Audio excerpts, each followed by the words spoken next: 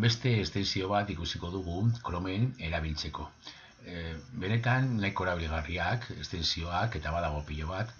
Aztertzen baduzu pizka bat, aurkitu alduzue lana errasteko edo gauzak egiteko, pilo bat.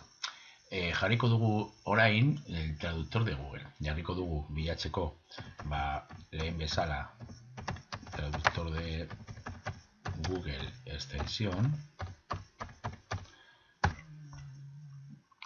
Eta lehenengoan, hor dago azalpen bat, baina honetan izango dugu lotura, esteka. Sakatzen badugu, berriro añadir a Chrome eta berriro añadir extensión.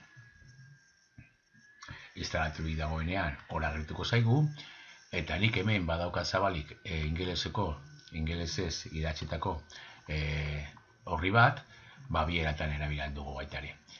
Hartu aldugu testu konkretu bat, eta eskuineko botoiaz, traductor de Google.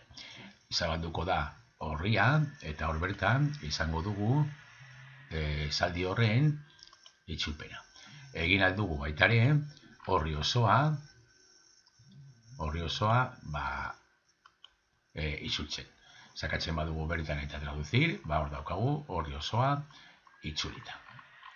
Eta bere ezaugarrietan, konfigurazioan, aukeratu aldugu, zein hizkuntzatan nahi dugun egitea itzulpena. Badaukagu baita ere euskera, hortik egongo da euskera, hemen, orduan aukeratu aldugu, zein hizkuntzatan nahi dugun berak egitea itzulpen hori. Orain momentu honetan bada gaude informazioak bilatzen, errekursoak, baliabideak eta horrelako gauzak, eta batzuetan ingeleseko horrietan sartu, honekin itzulpena nahiko ondo egiten ditu behintzat ulergarriak, erabilgarria izan daiteke.